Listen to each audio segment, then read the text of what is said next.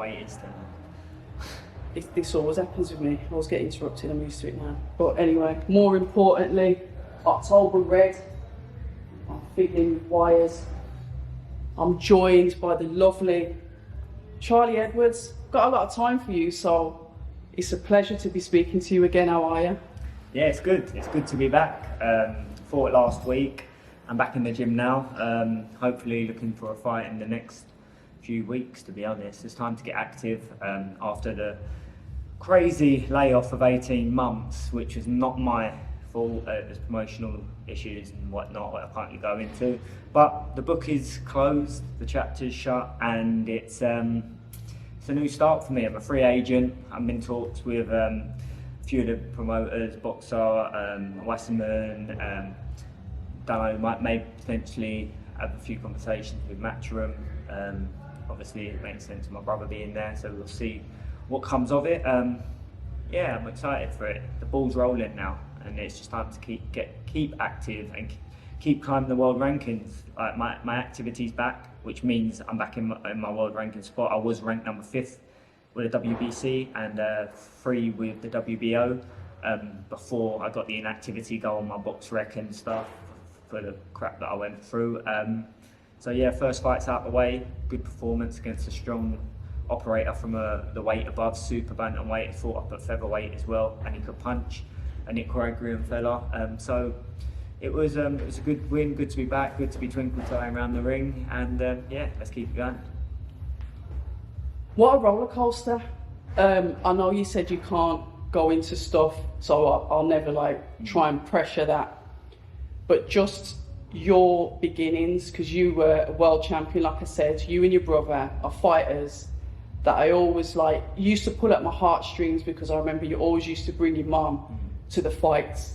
You were there, you were together, so you had that emotional appeal. Your journey up until the inactivity, because everything seemed to be plain sailing. So talk to us a little bit about your journey, becoming a world champion, gaining the belts, and then obviously, we had that halt in the career. I mean, when I turned pro, my journey's been quite consistent going in that direction. However, I have had my dips in my journey. When I signed to Matchroom straight away as a professional, which was great because I was profiled very well.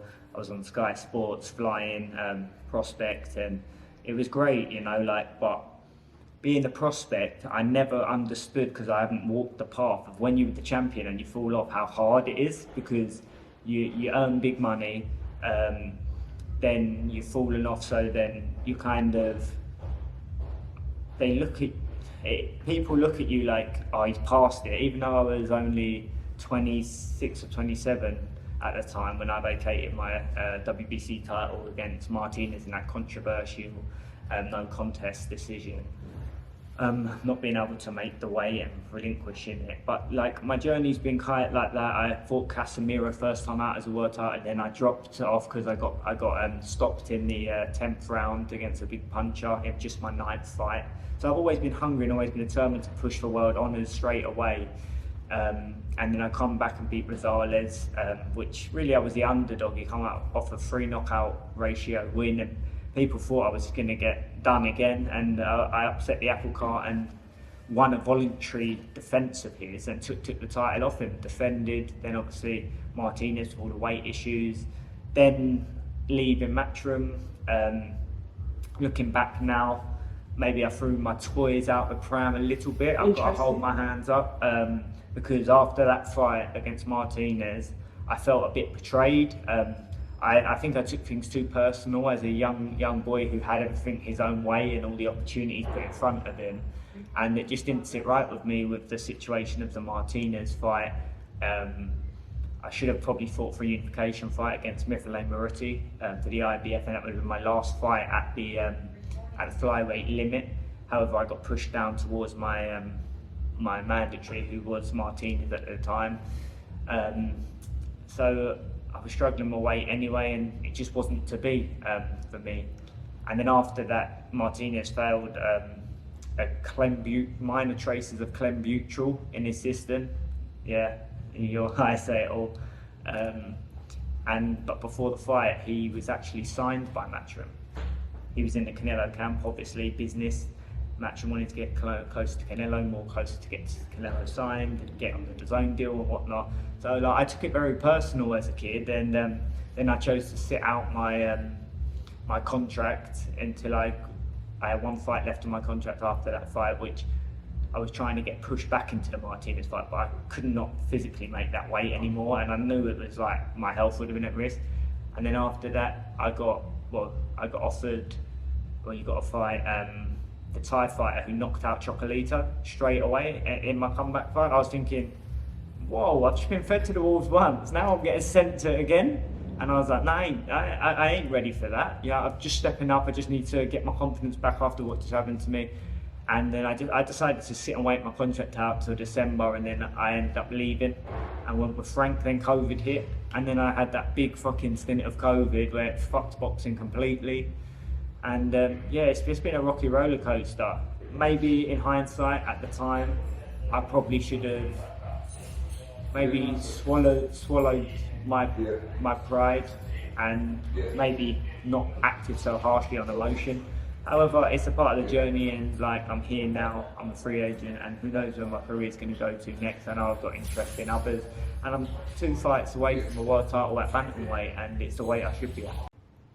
The reflection on that then, to what's happened now, and then you look back at the younger fighter that you were, reflect on that. Yeah, we spoke about my little stint with Matchroom and what happened to me in the Martinez stuff and other things like that, and what things didn't sit right with me back then. I must have been about 26, 27. There was always a young 26, 27 as well. I had my dad make a lot of my decisions up till 21, and then I was left in the world to fend for myself and learn my lessons my own way. So yeah, maybe I threw my toys out the pram a little bit, looking back in hindsight now, 5 years down the line, only 5 fights. It's not been a very active journey, which before, when I was with Matchroom and was with Eddie, my career was up and lifted and going places, and I was in front of Sky Sports on, I've become a superstar really, becoming the world champion. So yeah, I think the growth and the development as an adult, and questioning things, looking back on things, assessing things, that maybe I made a mistake back then. At the time, emotionally, I felt like I had to do it. My emotions were running wild, and I acted on them. Was it the right thing to do? Who knows? I don't know. Like, probably not. Maybe my career would have been booming more if I had stayed with Eddie and COVID didn't hit me and this, that, and the other. But you live and you learn, and you got to go from where you are today. And I've learned some valuable lessons, and more lessons than I would have ever learned if I had stayed put. So I've added growth to me. I'm a different person. I've matured a lot. And yeah, all that experience is great because I've walked it now and I've got that experience. So now, being a free agent, going to the next stage of my career, I won't be absolutely rushing to just jump with this one who promises me this, offers me that. It's all false, you know. I'll address the offers wisely, sit down and really think about it, and the career path more than anything. The money will come along with that. Maybe I got a bit too greedy and looked at these big figures that were presented to me, which didn't always come into fruition. But you live and you learn, you know, and it's life, right? It's good points that you made, and it's good experience for you to like share what's happened to you, so the viewers, fighters, you know, will listen to this and think, flipping heck, I needed to know that because something might be happening similar to them. There was one thing that you know, we briefly spoke off camera during what we're calling intermission, is being a prospect.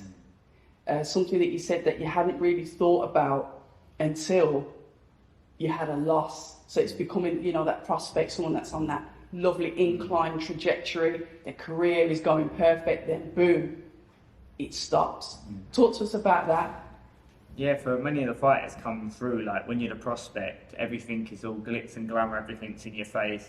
It's fast, you're getting loads of fights, you're on the hype train, your promoters buzzing for you, they're promoting the arse out of you, pushing. But yeah, you get carried away on the journey, and then like for me, I pushed for world title fights very quickly. I always was hungry and determined to get it. Where if I had waited around more of a prospect, I would have probably valued up my earnings a lot quicker than what I did, because I got presented with opportunities that I bit and jumped at. Where if I had got myself in the right positions and grew into the pro divisions and didn't jump so early, maybe I wouldn't have I lost my first world title fight against Casemiro, you know, but I was a hungry, determined fighter. But for any young fighters that are coming through, when you're a prospect, enjoy every fight, enjoy the journey, because that shit don't last forever, you know. As soon as your money starts upping, the reason why prospects do get a lot of fights is because they keep the money low and they're giving you the opportunities, you know. And when your money's low and they've got some promotion behind you, they can get you out again and again and again, keep getting the promotional side of things, keeping the card value down. And when you start stepping up into the title fights, that's why you see a lot of fighters get into these title fights, and then all of a sudden they've gone missing for a few years, and it's like, where are they? And then they come back and they're used and abused later on for the cards, because they know that the fighters maybe need the money if they haven't invested wisely or that. I'm lucky enough that I have invested wisely, but you've got to be smart in this game. All young boxers coming through, don't just think it's going to last forever, because it ain't. You know, your prospects, you're getting used and abused really very much early on in your career, because your money's down. And then when you step up to championship levels, just be wary. You know, you've got to perform, you've got to win. But then when you start winning, you're not so active anymore, because your value's gone up, your money's gone up. So then the other prospects come through and they're getting all the shots again. So it's when you are coming up and through, I would say be wary that later on, and be aware that the prospect years don't last forever, because the prospect years are the best years of your life. It's all the buzz, it's all the like fire, it's all the promotion that's getting pumped into you, all your fans are showing out to you, and then all of a sudden you win a title, and then that's when the hardness comes, because you've got to sit down, discuss things, make fights.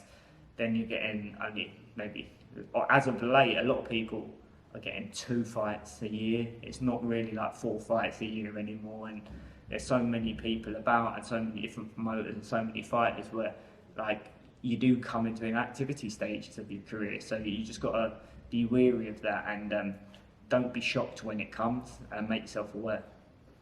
One thing that you've mentioned there that's quite interesting, and it's you talked about, you know, prospects that can afford to put them out more because they're obviously offered less amount of money. It keeps the value of the card down. You know, you're looking at it's kind of like a conveyor belt.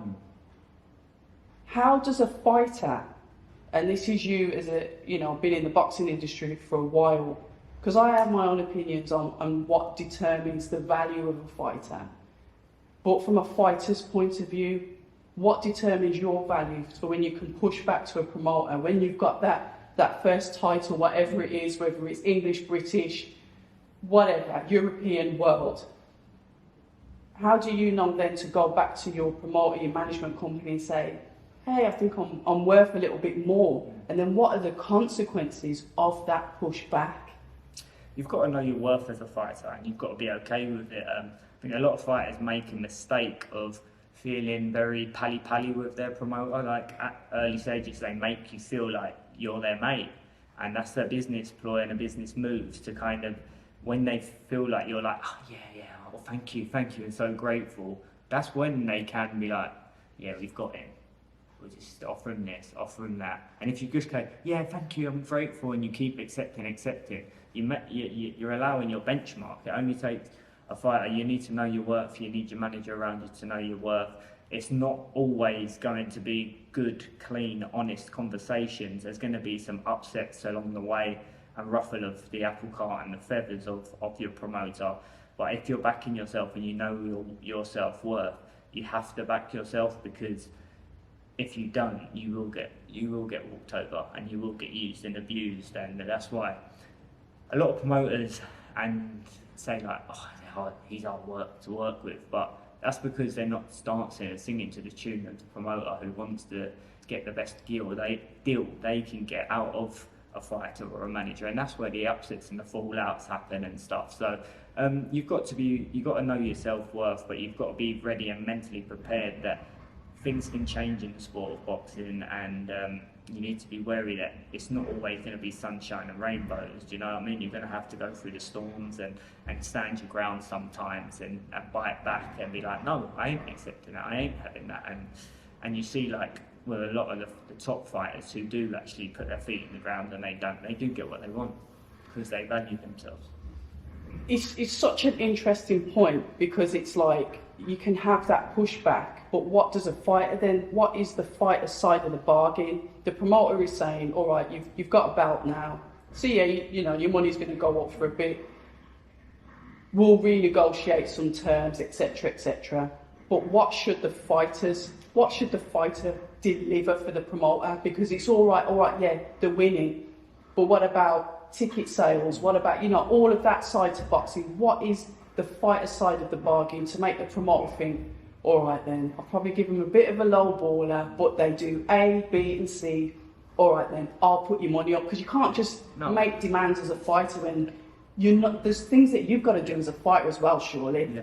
Yeah, most definitely. And I think it goes across the board, you know, like there's so many different ways to get into a promoter and know your self-worth and value. Like, some fighters sell a hell of a lot of tickets and they actually ain't the best fighters, but because they sell a lot of tickets, that the promoter wants to work with them, because at the end of the day they need to put gate revenue on and bums on seats. So when you sell a lot of tickets, you also need to know your worth, and you also need to listen, I know what I'm selling you, so I want this amount, and not be scared to say it. Some fighters like myself come through the GB squad. I sold good amounts of tickets, not ridiculous amounts of tickets, because I've lived and breathed my life of boxing and not really have much of a social life. I get support through the art and the talent that I have and the hard work I put in. And I come from the GB squad, and I was looked at like I could become a world champion, so you could see the talent in me, and that's where they pushed me and fast-tracked me to get there. And then there's the other side of things now with the social media. Like, if you're a profile, or if you're an influencer, or if you know how to play the game to get views, to market yourself well, that holds a value now. And then there's some of the fighters who are in absolute wars who are good TV fighters. So there's so many different avenues you've got to look at, and you've got to become self-aware of what am I actually bringing to the table, you know? And you need to ask them questions, look yourself in the mirror and know what you bring to the table, and have the self-worth on that, you know? Those are like, it's music to my ears to actually hear it from a fighter, because sometimes I think, like you said, in the world that we live in now, it's not good enough just being a good fighter. There's so much more that you've got to bring to the table as a fighter. There's a lot of pressure on you guys, and it's kind of sad in a way, because there's the skill that you've got that got you into boxing won't necessarily carry you financially unless you have, like, it's sort of almost like a box of tricks to bring with you. Yeah, it's true. Closed mouths don't get fed. That's what the they one. say. And sometimes you've got to do things, and we live in a media world now which is full of clickbait, full of bollocks, full of shit, full of WWE wrestling tactics. Look at Jake Paul. He changed the game. Was it for the better? I don't know. You even got these promoters acting like fools now just for clickbait and putting on acts, and then they get off camera and they're like miserable as fuck. Do you know what I mean? But they can act for the clickbait, for the brainwashing of the general public, and that's all it is. So like, that's where it goes back to, like, I'm a humble, down-to-earth fighter. Like, I've always have been, and like probably lately you've seen me call out my brother on his matchroom thing. That was insane. There we go. Everyone spoke. You've got to do insanities now. Would I ever fight my brother? Let's be real. No, it's the hurt business, you know. I love my brother dearly. I'm proud of him. I'm happy for him. He deserves everything that's come his way. I've seen him work his arse off from a little boy all the way up to this age, and everything he earns, he deserves. He started out on the small hall circuits and made us all the way up now to be a matchroom. But after 18 months, after promotional difficulties and shit of me getting forgotten about, because I don't speak and I'm not an out there kind of person, I'm quite introverted, I'm humble, I'm down to earth, I let my hard work and boxing do the talking. I had to do something to grab the public attention, and it was getting over 1 million views. It got my face back out there. People was talking left, right and centre. I was walking around the street, everyone's like, "Get in front of your brother." And it's like, I just laughing it off, like, I'm never going to fight my brother, but I had to do something to push my name back up there and grab everyone's attention. And me and my brother were on laughing terms about it. It worked both ways. He got a lot of fans off the back of it. It made more people see his announcement, more people know him as in the general public, because it's a crazy thing to do. Like the Fighter film with Tom Hardy, like it's one of them things that grabs the crazy media world attention. It's clickbait, and it worked wonders. Now my name's back out there, people talking about me. I've put it to bed now that I would never fight my younger brother, and we're there to support each other through thick and thin. And now it's about maybe we could fight on the same cards. He's looking like he's going to get a unification with Bam Rodriguez. Bam's brother's called Joshua Franco, and that's at super flyweight. But I suppose I could make it for one fight, and it could be Edwards brothers going somewhere to fight, or in the UK against another set of brothers for world title honours. It makes it national news all over again. So I played the blinder, and I grasped everyone's attention. But now it's time to focus on me and moving forward in my career. We talk about focusing on you, and just to think of like two brothers at the presser. And then part of me thinks that you and Sonny would just get into some kind of argument. As you are, you've got that kind of chalk and cheese relationship. But you said you put that to bed. You did what you needed to do. It just goes to show what levels people are prepared to go through to play that game, to push themselves to the forefront, to make that promoter think, well, actually, there's a selling point. Actually, they're attractive, not just because of their boxing skill. We need more than that. It's almost like we want your soul. Yeah, it is. That's the music industry. That's the sport industry. Yeah, that's every industry. It is. You're selling your soul. Yeah, and it's sad, but you got to do what you got to do. Off camera, everyone knows me. Like I'm so introverted. I'm so get on with it. I'm nice. I do my thing, help people out, do many things for charity, and help people that I don't speak about publicly. But you have to play the game. The game is this mad, crazy social media game. And if you don't, you're going to get left behind. Crazy stuff. But we're going to move on to yourself. You are the topic. After 18 months out, I've saw you at plenty of shows. For the viewers that don't know, I've seen Charlie a number of times at different boxing events. And I really saw somebody that was down-spirited because, contractual issues, whatever it is. You'd never go into anything with me, but you'd say, I'm going to be coming back soon. You've done that now. Talk to us about that comeback fight and what that meant to you. It meant a big deal to me. It actually just gave me goosebumps then, to be back in the ring, I weren't on the highest platforms and the highest the shows in the arenas like I'm used to. It was on a smaller hall show. It was on Kieran Farrell's show. But I got in there against a tough fighter from Nicaragua who fights up at super bantam and has even fought up at featherweight. He could punch. He was a very good amateur, fought internationally, and he's had people out there on his feet in the first 2 rounds. So he was coming to win. I was his World Cup final. Like if he beat me, it was a scalp. So I knew I had a hard fight. A lot of people wouldn't have took that fight off an 18-month layoff. I've heard people have pulled out on the day when they've actually looked at him, and people have spoke about him and told about him. I don't want to mention his name because he is a friend of mine, but I heard he pulled out on the day. So it just goes to show the opposition that I jumped in with after an 18-month layout. First round, maybe I would say I could shook off the ring rust. But it was back like I never left. I haven't been out of the gym. I've been in the gym more so than ever, training very hard, dedicated my whole life. It was the only thing to actually get me through this crazy time. Like you said, you see me, I was soul destroyed, but I had 2 choices: run away and bury my head in the sand, hit the alcohol, do all stupid shit that I should not have done, or go full in on myself. And I chose to go full in on myself, work on my weaknesses, work on what I needed to do, strengthen up my legs, get a bit stronger, fill out into the weight division. So I used my time wisely, and now that's out of the way.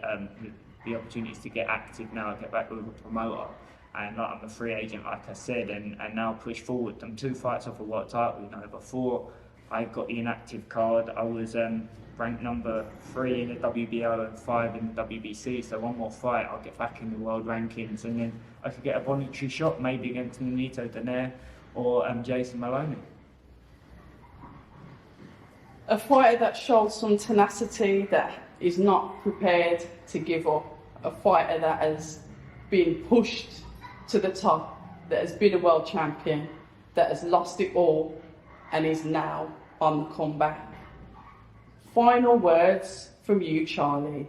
What would you say that you have learned so far in your experience of the professional boxing game, and something that our viewers, or like I said, fighters, can take from it? And I'm going to give you the mic. Final words, over to you. I don't hand my mic, I'll have the mic. I would say shit's real. Yeah. Very real. This boxing game is a game of snakes and ladders. When it's good, it's great. When it's bad, it's very bad. But the only thing we have to do as fighters is keep our heads strong, keep pushing forward, and keep fighting the battle. You know, keep moving in the right direction. Don't give up on yourself, because one day it's all that hard work and all the tests that you've been given. It's adding to your character. It's making you a better fighter. It's making you a more mature person, and it opens your eyes up. And when your eyes are open, you're a dangerous fighter. When you get through the hardships, the battleships, and you battle through adversity, like I said, it adds to your character, and it all happens in God's will, you know. And I do believe that sometimes God gives his hardest battles to his toughest soldiers, and you've got to go through and walk that journey to make you the person you need to be to deliver and win world honours. Couldn't have said it better myself. Thank you. Listen, Charlie, it's been an absolute pleasure. Long overdue, but they say everything for a reason and nothing before its time. So it's been an absolute pleasure to be in your gym, to actually sit down rather than the hustle and the bustle and the noise at the shows where I've seen you. So all the best. Finally, when can we see you out again? What are you hoping for? I'm hoping for in the next few weeks. Nice to be one. honest, on a proper show. I just need to get the confirmation Right. from the promoter, and if not, then I've got other offers. We like it. Charlie Edwards, God's until plan. the next time. Everything's God's plan. Spot on. Hi, and thank you for watching October Red Boxing. Like, subscribe, and tap the bell for notifications. You can also find us on Instagram at October Red Boxing and on Twitter, October Red UK. And remember, at October Red, we stay ready.